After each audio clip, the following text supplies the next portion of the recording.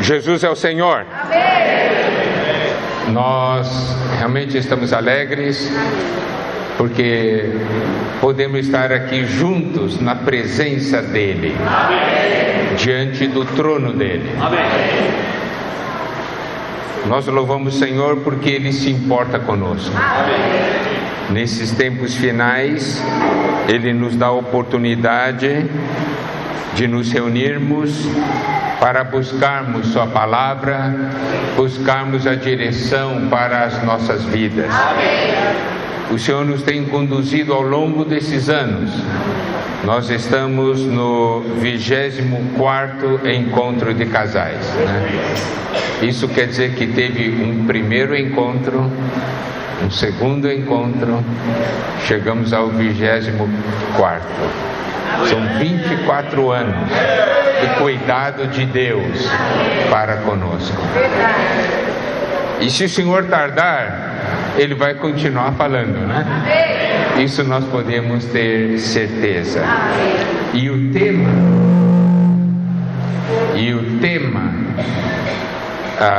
desse encontro é a família que vive no Espírito. A família que vive no Espírito. Isso é alguma coisa muito importante. Por quê? Em resumo, a gente pode dizer o seguinte: por que tem problema dentro de casa? Porque nós não vivemos no Espírito. Porque se vivêssemos no Espírito, não teríamos problemas, tá certo? Então é muito simples. Apesar de ser simples, é profundo. Como sempre, a primeira reunião é dedicada ao fundamento. Nós vamos lançar os alicerces para a comunhão, para esse conteúdo que teremos nessa conferência. Mas antes de entrarmos no conteúdo, nós precisamos lançar um fundamento. Então, a palavra dessa manhã consiste nos fundamentos, nos alicerces, para o que nós vamos falar a partir dessa noite. Nós, pela graça do Senhor, concluímos o estudo de Romanos, não é verdade? E estamos entrando em 1 Coríntios. Mas antes de entrarmos em 1 Coríntios, nós temos que perceber por que Deus falou conosco usando o livro de Romanos. Isso é muito importante, nós temos essa compreensão e essa percepção, porque Romanos mostra para nós, revela a nós o Evangelho de Deus, não é? Nós podemos ver em Romanos, capítulo 1,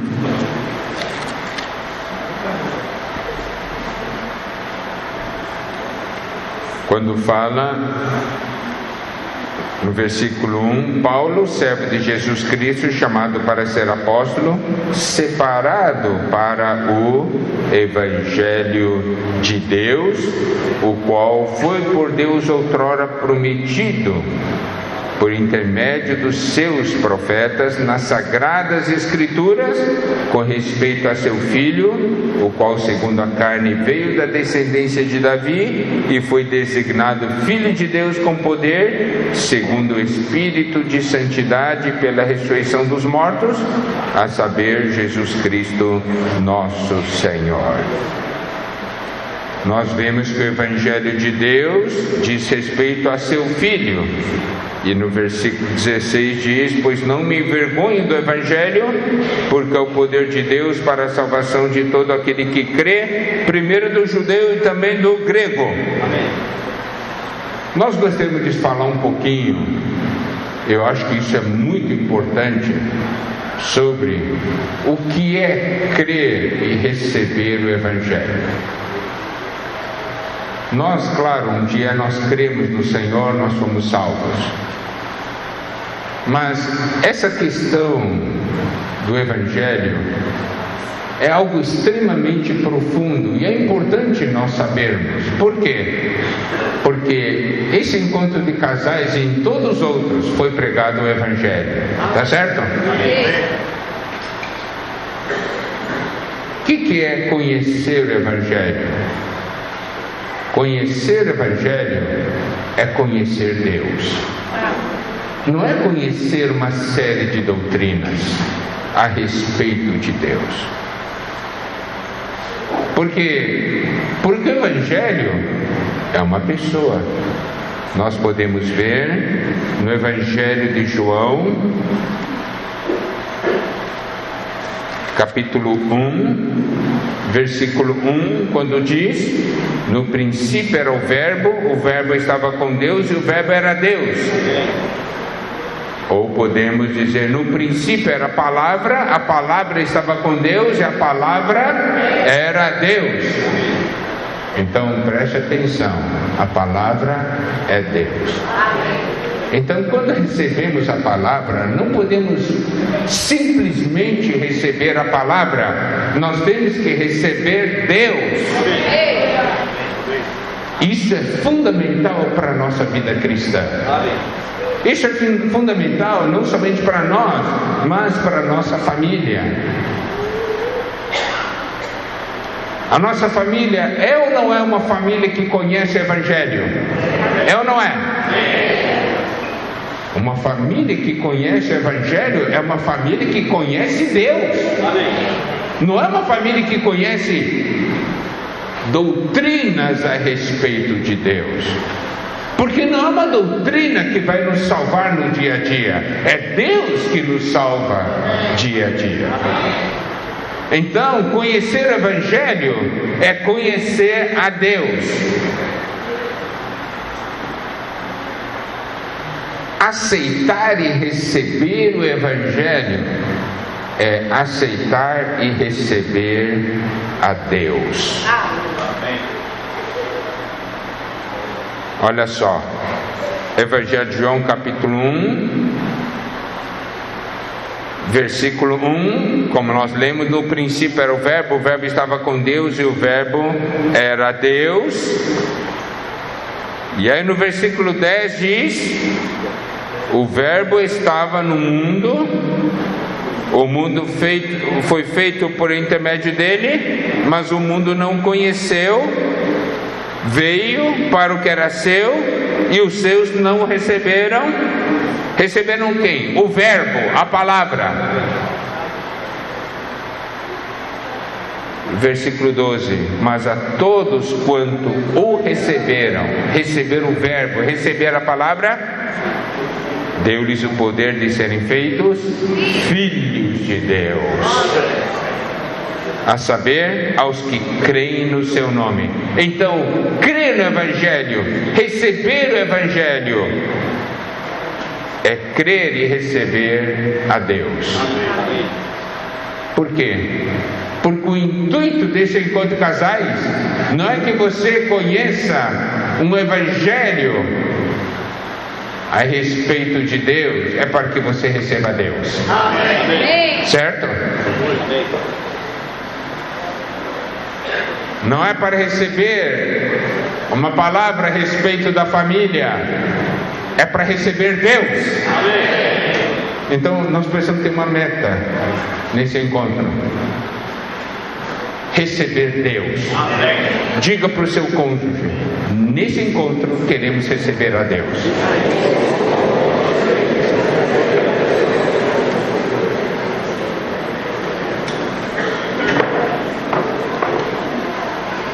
Por quê? De acordo com Romanos capítulo 1, versículo 16, diz: pois não me envergonho do Evangelho, porque é o poder de Deus para a salvação de todo aquele que crê, primeiro do judeu e também do grego. Aqui nós podemos ver poder de Deus. Evangelho é o poder de Deus para a salvação. Então, o poder do Evangelho é o poder de Deus.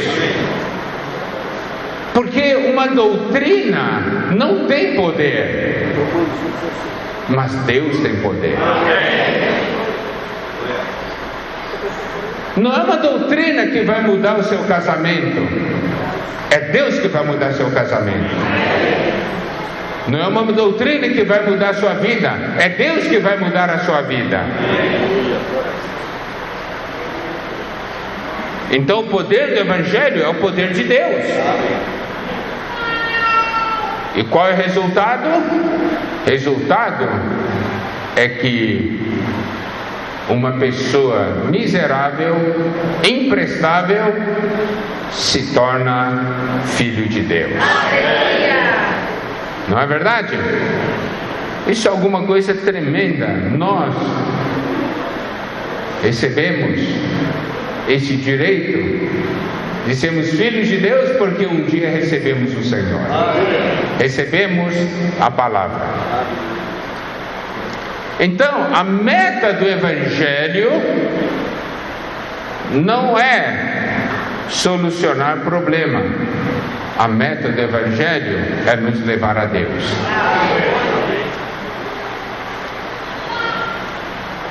O próprio Senhor Jesus, falou, ele disse assim,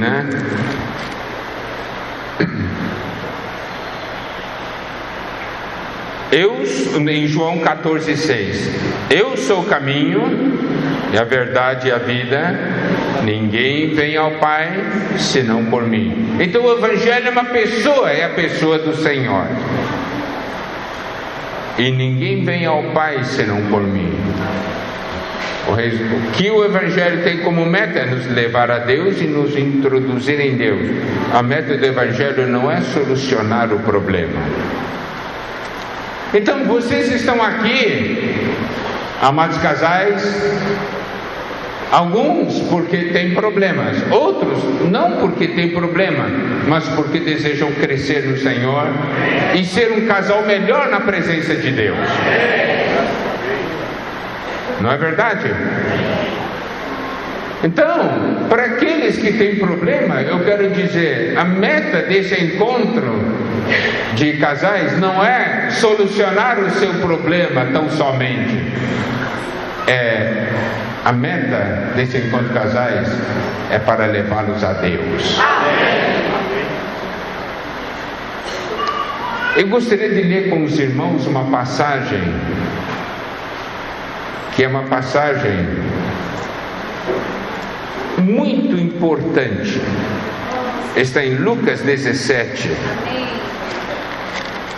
Como nós falamos, nós estamos lançando os fundamentos para o conteúdo dessa comunhão de casais que vamos falar a partir de hoje à noite.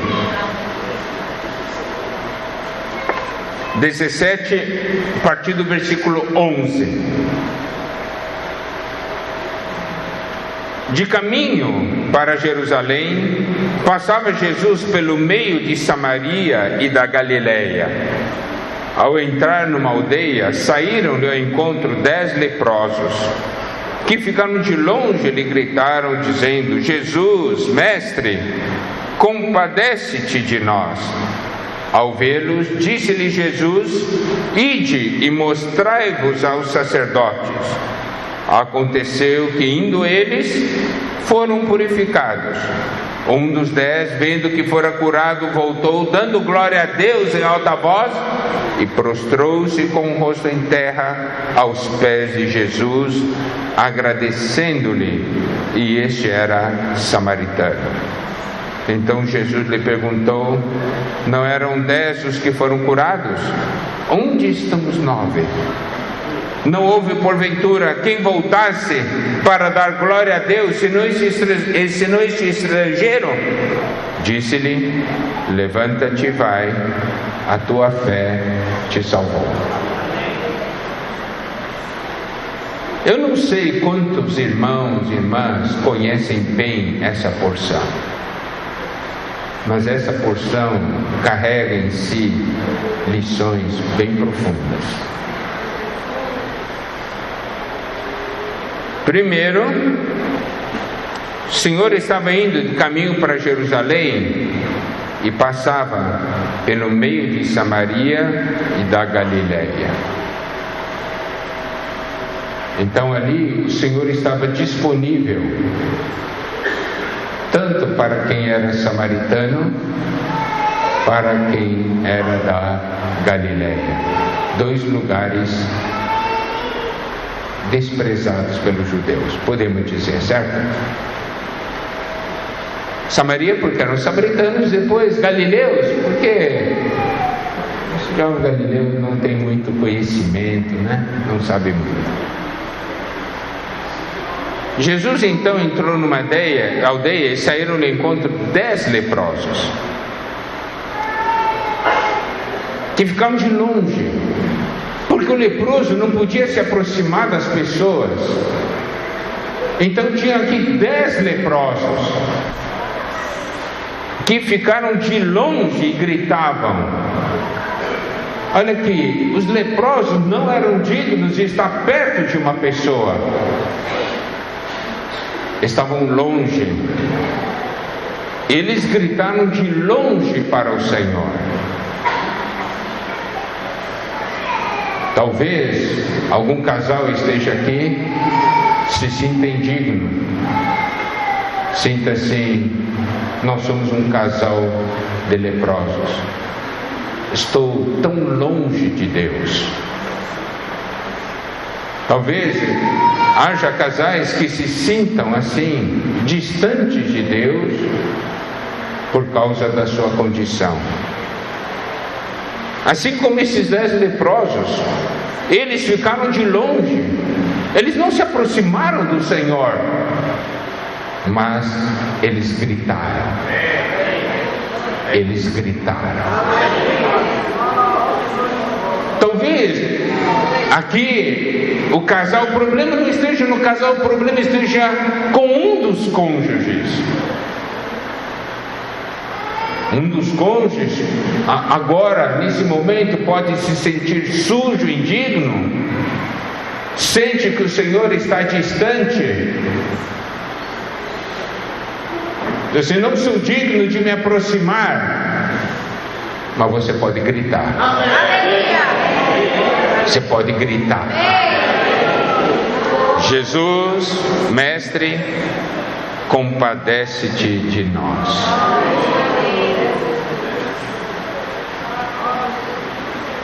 Ao vê-los, disse-lhe Jesus: ide e mostrai-vos aos sacerdotes.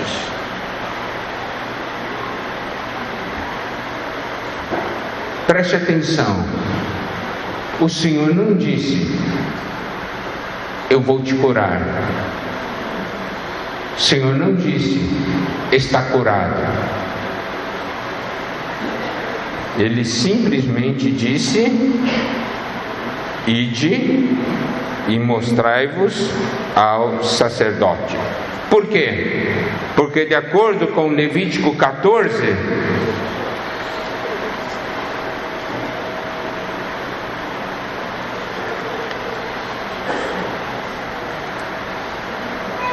que fala da lei do leproso no dia da sua purificação, quando o leproso fosse purificado, ele tinha que ir ao sacerdote, porque o sacerdote tinha que comprovar que ele estava então puro e limpo, para poder voltar ao convívio com outras pessoas.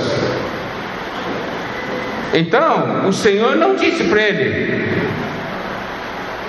estou te curando. Ele falou o seguinte: ide, mostrai-vos aos sacerdotes. Estava implícito que eles seriam curados.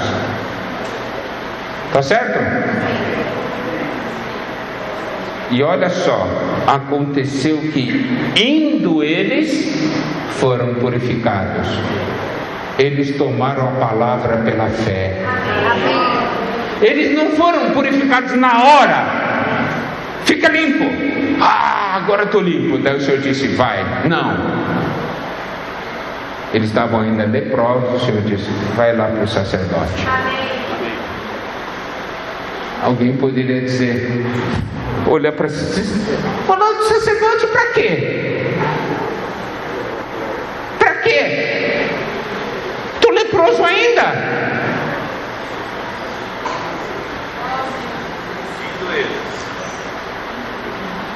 Amados casais, creiam no Senhor. O que o Senhor falar para você nessa conferência, nesse encontro, faça. Vou dizer, mas eu ainda estou a mesma pessoa. Obedeça. Faça. Olha, indo eles, foram purificados. Eles foram purificados no caminho quando estavam indo. Amém. Você crê na palavra de Deus? Amém. Tome a palavra e caminhe. Amém. Você vai ser purificado. Amém. Jesus. O que é interessante aqui é que é uma cura coletiva. Não foi uma cura individual. O Senhor não chamou cada um deles pessoalmente. Há casos na Bíblia, né? A maior parte dos casos é uma comunhão pessoal, não é? Aqui ele estava ainda de longe, gritando. O Senhor disse, pode ir lá para o sacerdote. Vai, deve se mostrar para o sacerdote. Eles foram e foram curados. Foi uma cura coletiva. Por quê? Porque eles creram. Amém. Aleluia. Sabe, no encontro de casais a cura coletiva também. A cura individual, mas também a cura coletiva. Desde que você grite.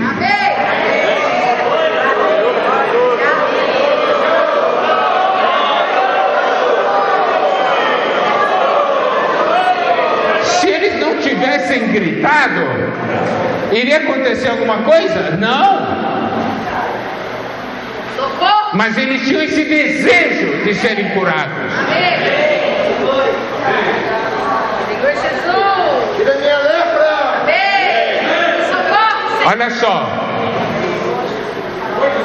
eles foram purificados, o problema foi solucionado. Mas nós falamos que a meta do Evangelho não é só solucionar problema. Por isso que agora vamos avançar um pouco mais nessa história. Por isso que eu digo que esse relato é um relato com lições profundas. Um dos 10, só um, vendo que fora curado, voltou. Ele estava indo, curado. Ele voltou. Eram 10. Um dos 10, vendo que fora curado, voltou, dando glória a Deus em alta voz. Aqui mostra a gratidão dele. Voltou, prostrou-se com o rosto em terra aos pés de Jesus, agradecendo-lhe. E este era samaritano. Agora preste atenção, ele voltou. E qual foi a diferença nessa volta? Agora ele estava limpo, agora ele podia se aproximar de Jesus. E ele se prostrou aos pés de Jesus.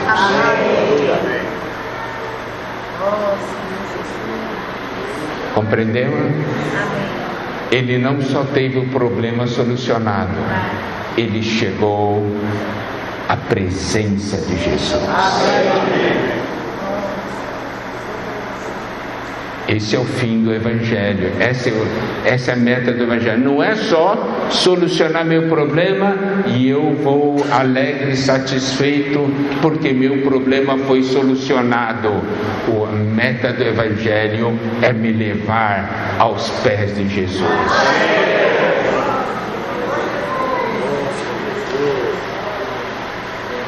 Porque muitas vezes o problema na família persiste.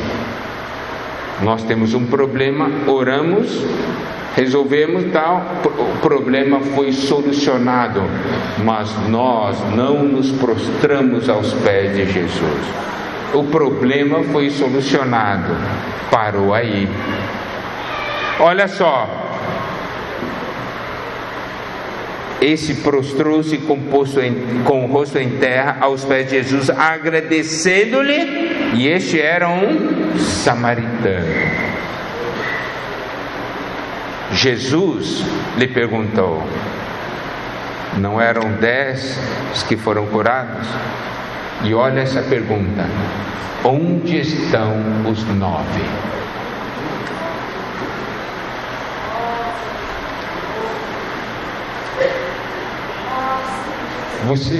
Se você conseguir ouvir o Senhor fazer essa pergunta: onde estão os 9? 200 casais foram curados. 20 casais se voltaram, se prostraram aos pés de Jesus. Estou usando aqui a proporção que está aqui, né? Daí o Senhor pergunta: onde estão os outros 180? Agora, você faz parte dos 20 ou faz parte dos 180? 20. Agora preste atenção à continuação. Não houve porventura quem voltasse para dar glória a Deus, senão esse estrangeiro?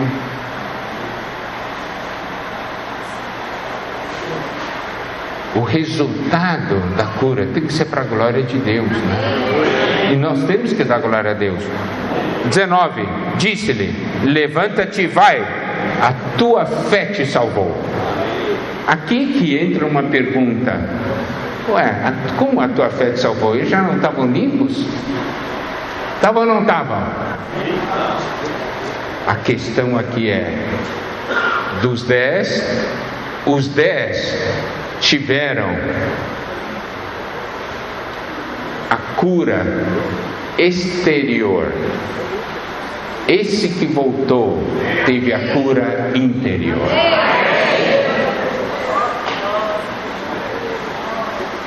Você compreende a diferença? Significa o quê? Essa pessoa mudou. Não é só uma questão de resolvermos os problemas. É uma questão de ter a nossa pessoa mudada. E como a nossa pessoa pode ser mudada? Só aos pés de Jesus.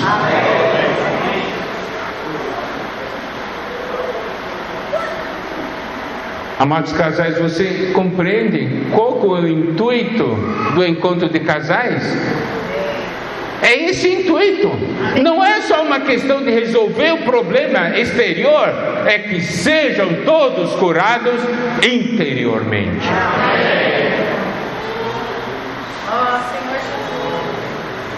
Salvos interiormente.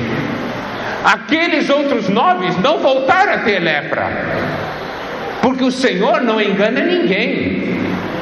Vai se mostrar o sacerdote? Significa que eles poderiam ir, o sacerdote iria sancionar, confirmar a cura deles. Mas eles foram curados interiormente, aqueles 9? Não. Eles só tiveram uma cura exterior. Mas esse não somente teve a cura exterior, o problema foi solucionado, mas ele teve uma salvação interior.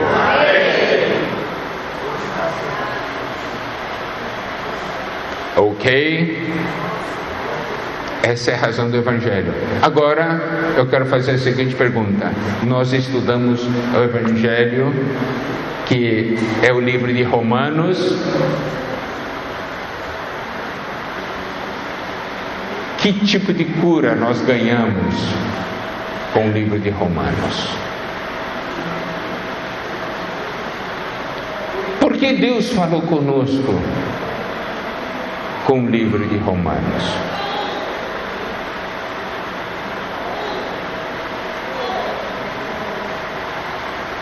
Não foi somente para que nós conhecêssemos mais a respeito da doutrina do Evangelho, mas foi para que nós pudéssemos conhecer e experimentar Deus. E é muito importante nós conhecermos o Deus que é revelado no livro de Romanos, porque o Evangelho revela Deus.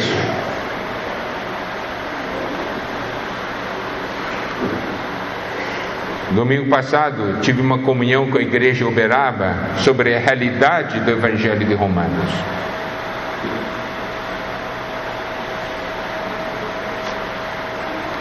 Olha só, Gênesis 17, versículo 1. Quando atingiu Abrão a idade de 99 anos, apareceu-lhe o Senhor e disse-lhe: Eu sou Deus Todo-Poderoso, anda na minha presença e sê perfeito. Aqui, Gênesis 17:1, Deus estava pregando o Evangelho para Abraão, porque Ele estava se revelando a Abraão de uma maneira muito especial, como o El Shaddai, o Deus Todo-Poderoso, Todo-Suficiente. Porque Abraão não conhecia Deus como esse El Shaddai, por isso ele tentou ajudar a Deus, e Deus então veio pregar o Evangelho para ele. Eu sou El Shaddai, eu sou Deus Todo-Poderoso. Você precisa me conhecer como Deus Todo-Poderoso. Então Deus pregou esse Evangelho para Abraão, para que Abraão pudesse experimentar e conhecer esse Deus Todo-Poderoso, El Shaddai. E em Êxodo capítulo 6, versículos 2 e 3, temos o seguinte: falou mais Deus a Moisés, ele disse: Eu sou o Senhor. Apareci a Abraão, a Isaque e a Jacó como Deus Todo-Poderoso, como El Shaddai, mas pelo meu nome, o Senhor, que é Eu Sou, não lhes fui conhecido. Por que que o Senhor falou isso? Porque em Êxodo capítulo 3, Deus prega o Evangelho a Moisés. Moisés iria ser enviado para libertar o povo do Egito, e Deus pregou o Evangelho para ele. Qual foi o Evangelho? Você tem que me conhecer como Eu Sou. Amém. Esse é meu nome.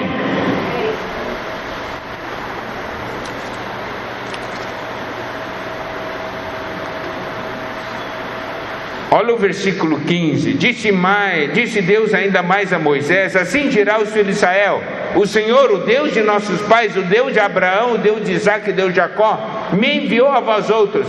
Este é o meu nome eternamente, e assim serei lembrado de geração em geração.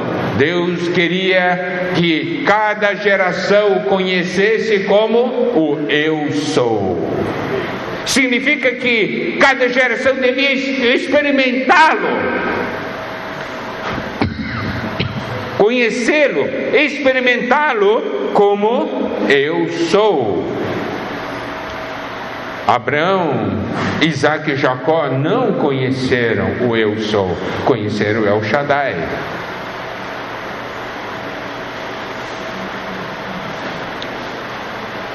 Mas, louvado seja Deus, nós podemos conhecer, porque hoje nós temos a palavra, temos o Evangelho, que nos revela, na qual Deus se revela a nós como o El Shaddai, como o eu sou. Tá certo? Por quê? Porque nós precisamos conhecê-lo para sermos salvos da situação de hoje, para sermos salvos dessa geração. Deus sempre se revela a nós de uma maneira que nós possamos ser salvos.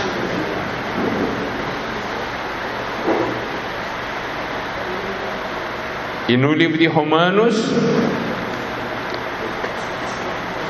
Deus se revela a nós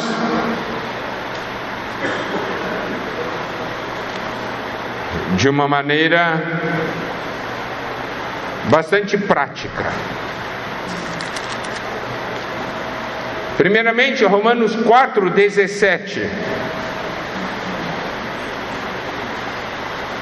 Como está escrito: por pai de muitas nações te constituí perante aquele no qual creu, o Deus que vivifica os mortos e chama a existência as coisas que não existem.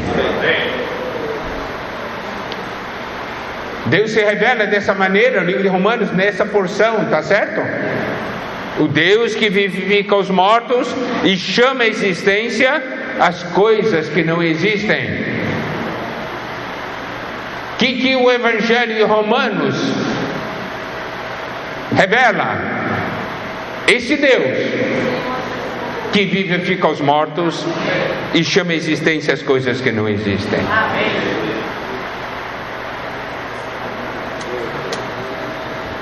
Esse tem que ser o resultado de Romanos em nossa vida. Amém. Irmão, você estudou Romanos, e qual foi o resultado desse estudo de Romanos? Eu conheci muitas coisas a respeito da doutrina da justificação. Conheci muitas coisas a respeito da doutrina da santificação. Está tudo certo. Está tudo certinho, não tem nenhum problema. Conheci muito a respeito sobre a glorificação. Tá bom? Isso mudou sua vida?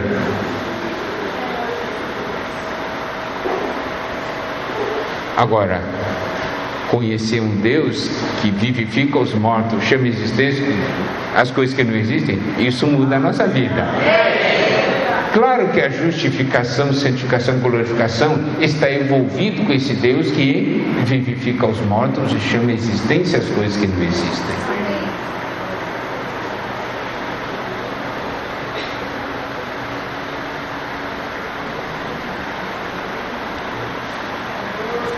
Romanos capítulo 15, versículo 5. Deus da paciência e da consolação. Se Deus está falando conosco por meio de Romanos,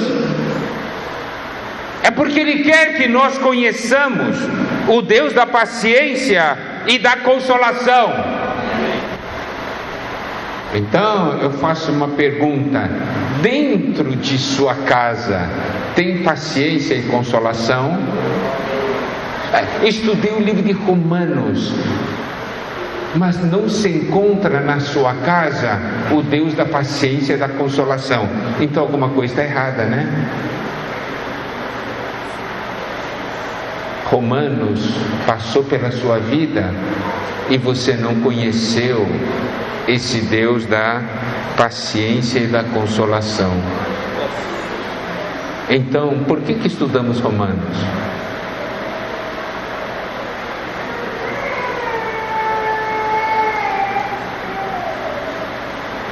É só para resolver problema em nossa vida?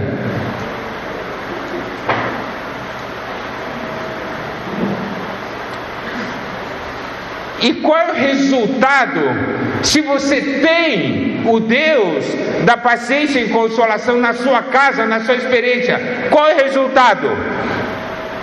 Mesmo sentir de uns para com os outros. Olha só, os dois passam a ter o mesmo sentir. Vai ter briga? Não. Qual a razão dos problemas dentro de casa? O sentir não é o mesmo. Não é? Ah, mas eu sinto que é assim. Não, querida, não é assim, é assim. Não, querido, você está enganado. Assim, começa com o querido, daqui a pouco já, seu sem vergonha, e bababá. Cadê o Deus da paciência e consolação?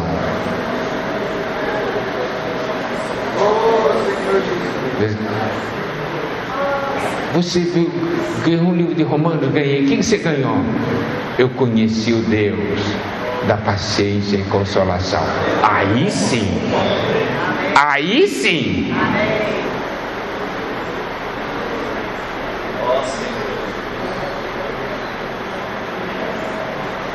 Versículo 13. E o Deus da esperança. Romanos nos revela o Deus da esperança. Amém. Você tem esperança? Amém. Tem esperança que seu cônjuge vai ser transformado? Amém. Amém. O Deus da esperança vos encha de todo gozo e paz no vosso crer. Quando você conhece esse Deus da esperança, você crê nesse Deus da esperança. Por isso você tem gozo e paz, apesar da coisa ainda não ter mudado. Por quê? Porque você tem esperança. Você sabe quem é esse Deus.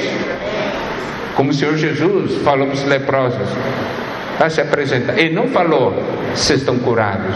Quero que vocês se lembrem disso. Então assim, se apresenta ao sacerdote. Está implícito. E eles saíram sem estar curados. Importante é que eles foram. É porque eles creram, não é? Eu vou.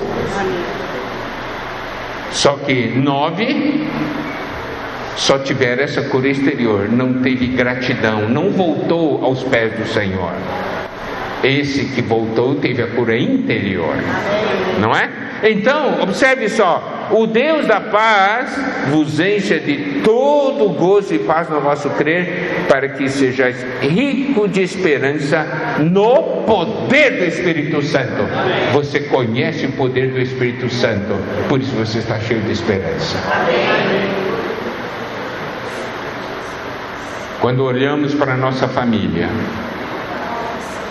ou quando olhamos para os problemas que nossa família está enfrentando, é muito importante nós termos essa visão. E no capítulo 15, versículo 33, o Deus da paz seja com todos vós. Deus da paz. Melhor coisa é ter paz dentro de casa. Não é? Paz. O grande problema é que tem muita briga, discussão. Daí, se é toda hora briga e discussão, a pergunta é: onde está o Deus da paz?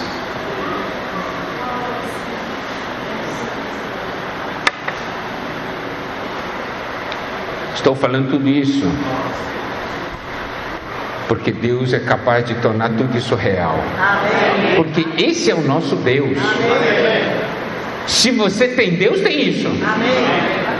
Os irmãos compreendem? Não olhe para as circunstâncias, olhe para Deus. Esse é o nosso Deus.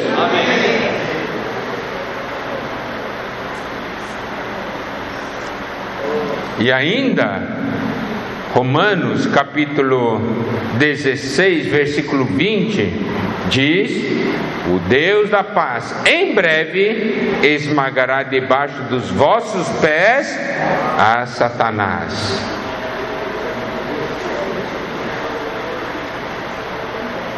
Esse nosso Deus é um Deus que tem poder. Se eu experimento esse Deus, qual vai ser o resultado? Esse Deus da paz vai colocar Satanás debaixo dos nossos pés, debaixo dos pés do casal. Diga para o seu cônjuge: o Deus da paz vai colocar Satanás debaixo dos nossos pés.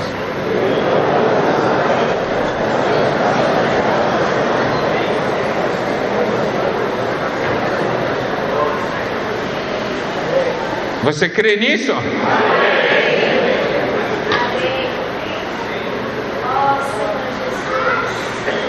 Em breve. É o que o versículo diz. Em breve. Tudo depende de como nós tomamos o Evangelho. Os irmãos percebem? De como nós tomamos a palavra de Deus.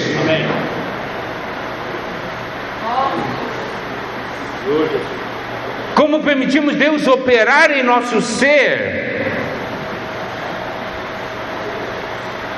Você vê o resultado do livro de Romanos é Satanás debaixo dos nossos pés. Esse é o resultado de Romanos.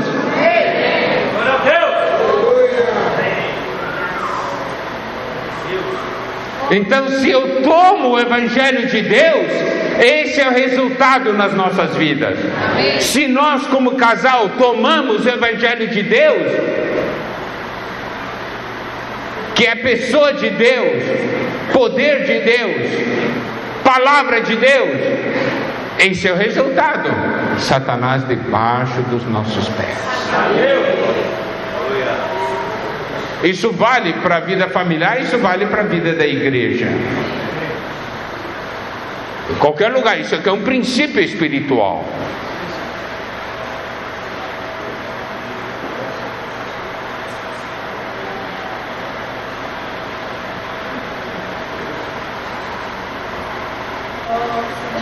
Nós estamos aplicando aqui os princípios que foram usados na Conferência Internacional. Primeiro, dando a visão da influência de Romanos em nossa vida para entrarmos em 1 Coríntios, né? E nós vamos a partir dessa noite falar sobre a questão da vida familiar, sob o enfoque de 1 Coríntios. Mas esse aqui, o que nós estamos lançando, são os fundamentos para que a gente possa penetrar de uma maneira correta, possamos ver quem é esse nosso Deus. Amém?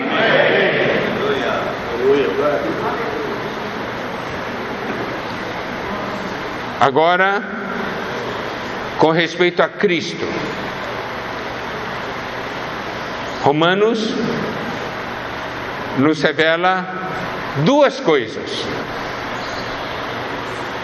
fundamentalmente com respeito a Cristo, a nossa experiência de Cristo. Primeiro, eu em Cristo. Segundo, Cristo em mim. Amém. Eu em Cristo nos revela tudo que está à nossa disposição, tudo que o Senhor cumpriu, colocado diante de nós, quando eu estou em Cristo. Amém. Segundo aspecto, Cristo em mim. Aí é Cristo tornando real tudo que está disponível. Em Cristo eu vejo tudo que está disponível para mim. Isso é em Cristo, e Cristo em mim. Tudo isso tornado real. Tá certo?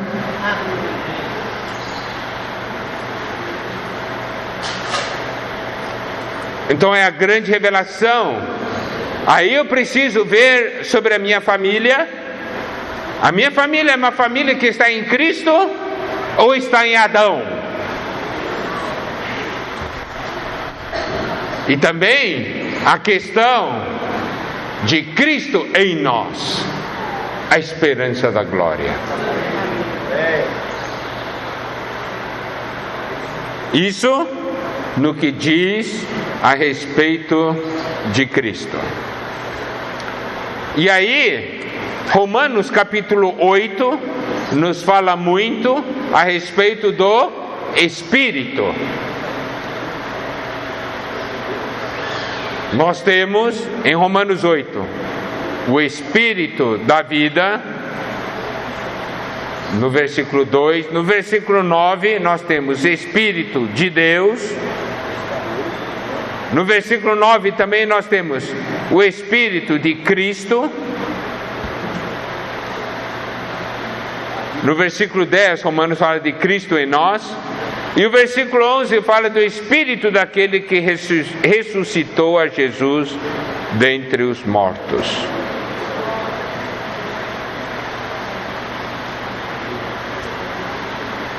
Aí entra a nossa experiência do Espírito. Nós podemos ver que o livro de Romanos nos quer levar para essa realidade, a experiência desse Deus triuno.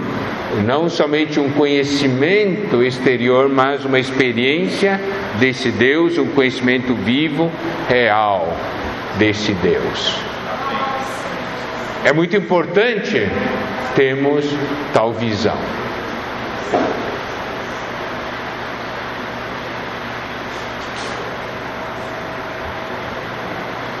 Então, esse conhecimento de Deus é fundamental para a nossa vida cristã, é fundamental para a nossa família.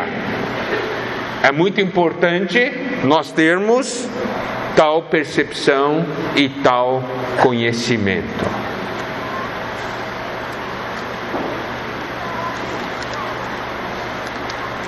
Romanos nos traz essa realidade.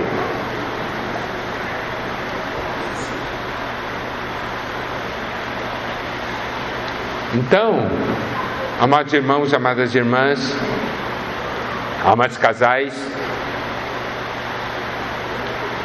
vocês devem ver que o livro de Romanos é um livro que nos prepara para entrarmos em 1 Coríntios. E é um livro que revela esse Deus. É com o conhecimento desse Deus que nós vamos entrar em 1 Coríntios. É com o conhecimento desse Deus que nós vamos encarar os problemas existentes. Mas daí eu faço a seguinte pergunta: se você conhece esse Deus, o problema é um problema? É ou não é? Não é. Daí nós percebemos que o grande problema é nós não estarmos no Espírito.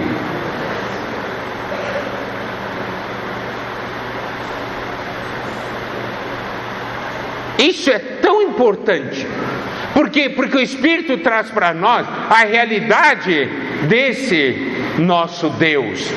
O que eu gostaria de compartilhar também, mostrar para os irmãos, é o seguinte: o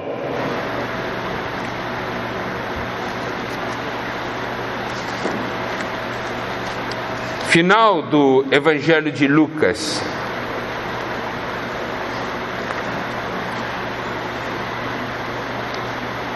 Lucas 24, 49. Eis que envio sobre vós a promessa de meu Pai, Permanecei, pois, na cidade, até que do alto sejais revestidos de poder.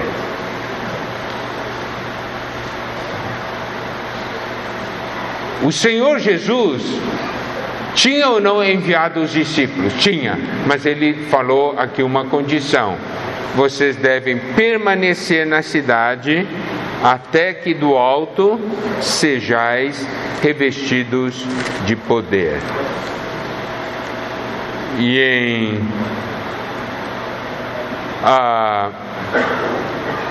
Atos capítulo 1, versículo 4, comendo com eles, determinou-lhes que não se ausentassem de Jerusalém, mas que esperassem a promessa do Pai, a qual disse ele: de mim ouvistes.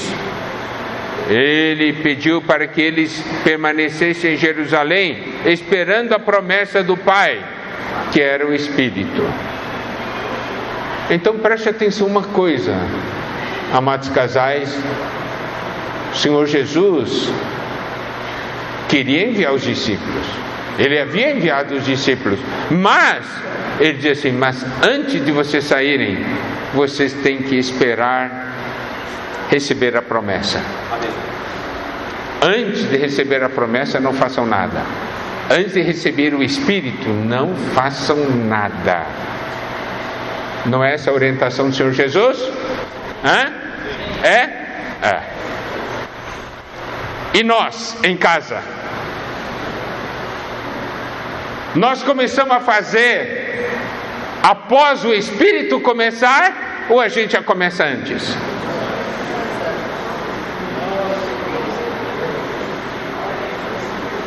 Como é que é em casa?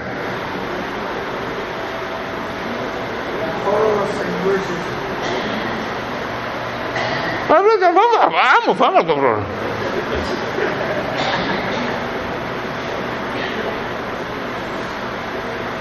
Se o Senhor Jesus disse para o Espírito: não façam nada, falou para o discípulo: não façam nada, até que vocês recebam o Espírito.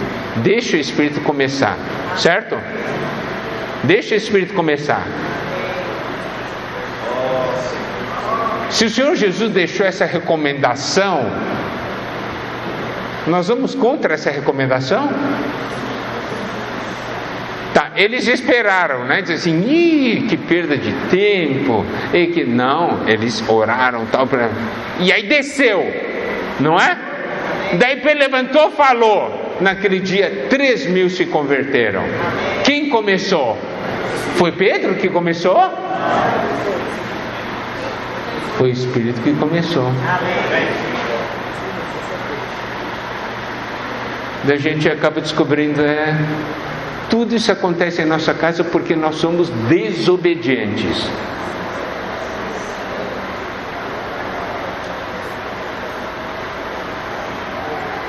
Está vendo? Precisamos conhecer o nosso Deus. Isso é de grande importância.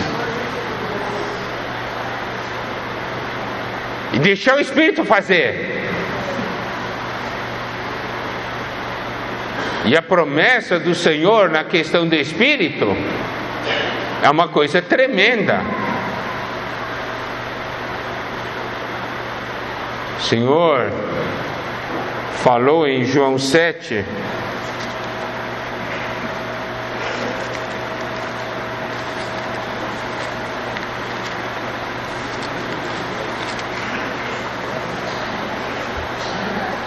versículos 38 e 39: quem crer em mim, como diz a Escritura, do seu interior fluirão rios de água viva. Isso ele disse com respeito ao Espírito que haviam de receber os que nele crescem, pois o Espírito até aquele momento não fora dado, ou melhor, não era, porque Jesus não havia sido ainda glorificado. Mas glória a Deus, Jesus já foi glorificado e o Espírito já foi dado. E nós temos o Espírito. Temos ou não? Diga para o seu cônjuge: eu tenho Espírito. Diga também: você tem o Espírito. Então é o fim dos problemas. Não é? Se você tem espírito, seu cônjuge tem espírito, é para ter problema? Não. E se tem problema, é porque nós não vivemos no espírito, não é verdade? Tá aí. A coisa é muito simples, mas é profunda. Tá certo? Bom, irmãos, irmãs, amados casais, essa aqui foi a introdução. Hoje à noite nós vamos entrar em 1 Coríntios, né? Aplicado para a vida familiar. Amém? Vamos ter agora um momento de compartilhar em pequenos grupos. Vamos ruminar essa palavra. Amém.